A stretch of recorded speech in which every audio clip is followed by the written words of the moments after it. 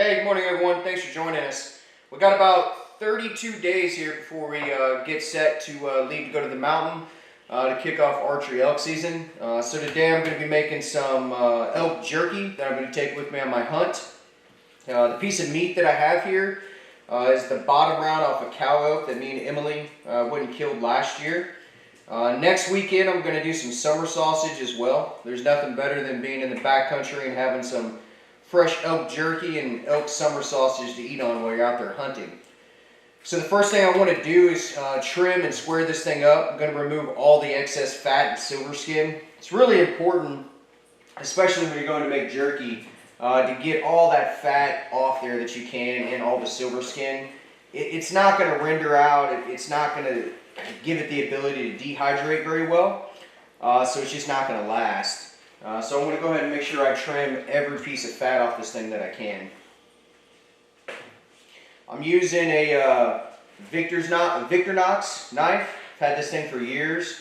Love it. Just tuned it up right before we started this. Super sharp. Does a really good job helping me get all this silver skin and fat off this thing.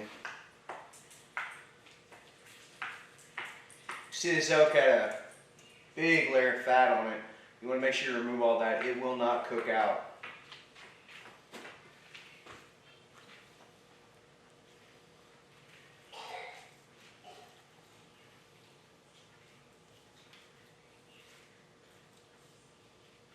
See, it's a big chunk.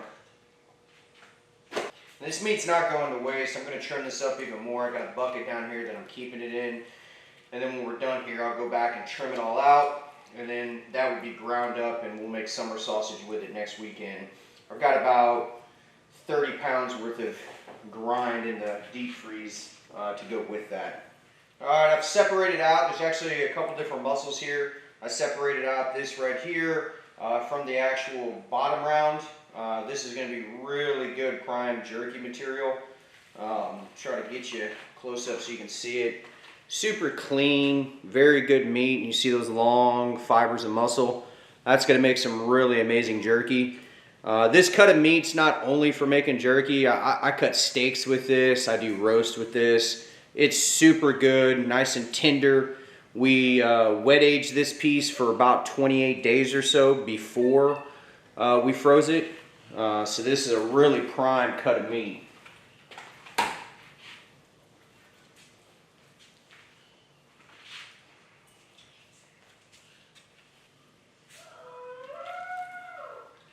Sorry, my 4-year-old's in there practicing her bugles.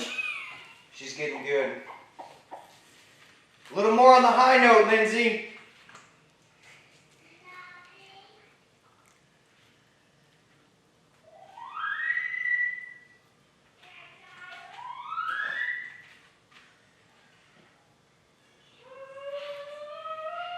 So now we got this thing ready to roll. What we want to do is go ahead and cut it up.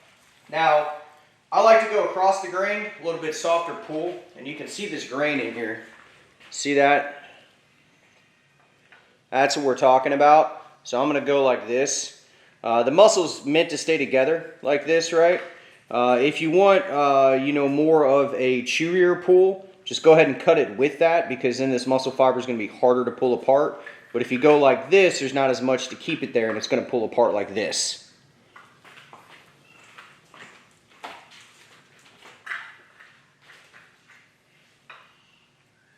Square that off a little bit there.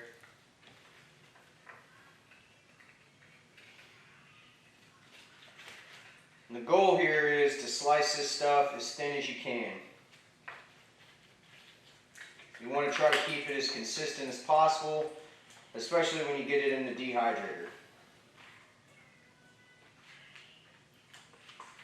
Just real consistent cuts. That's what you're looking for. That's going to be our jerky. Pretty thin, maybe 1/4 of an inch, 1/8 of an inch thin. Just long, consistent cuts.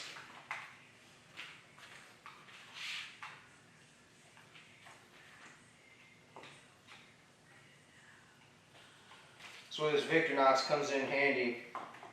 It's a long knife and it's got that curve in it. Makes it really easy to do this.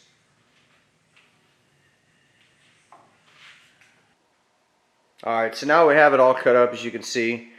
And I did my best to try to keep it consistent thickness. That's the key.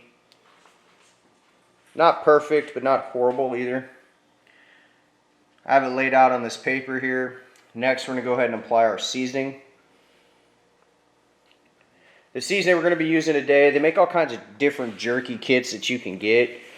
What I've done, I have this rub I've been making for a long time. It's a couple different types of salt and pepper, a couple different types of chili powder, some onion powder, smoked paprikas in here, kosher salt, Himalayan salt, sea salt, and a few different peppers.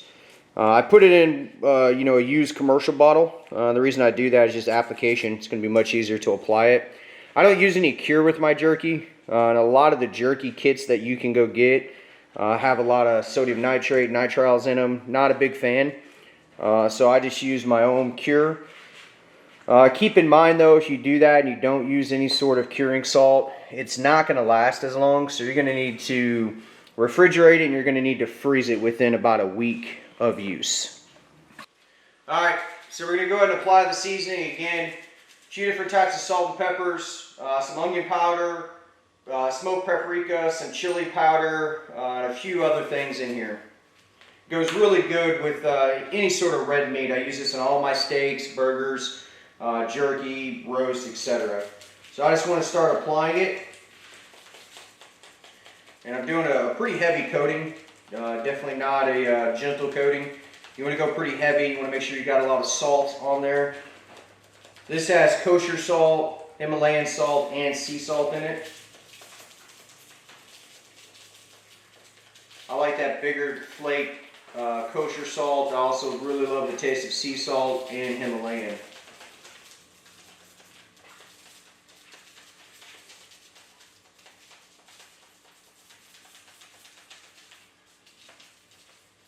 Every now and then, shake the bottle up.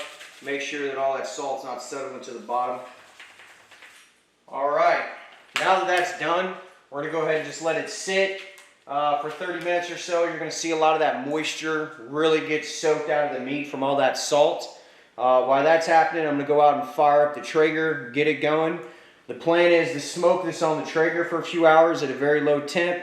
After that, we're going to start rotating it into our dehydrator and then run it all through the dehydrator overnight. Alright, we got it all laid out on the Traeger now. I don't have jerky sheets, so I just lay down that butcher paper, poke a bunch of holes in it, does just fine. Got some on the top rack there. We're going to let it smoke at 175 for a few hours, and then we'll move it to the dehydrator. Alright, we've been going about 2.5 hours. I just flipped it all over. As you can see, it's starting to dry out, getting all that moisture. We're running at temp about 175. It's down right now because obviously I have the door open. Taste is amazing. We'll let it go for another hour or two, and then we're going to move it to the dehydrator to finish it off.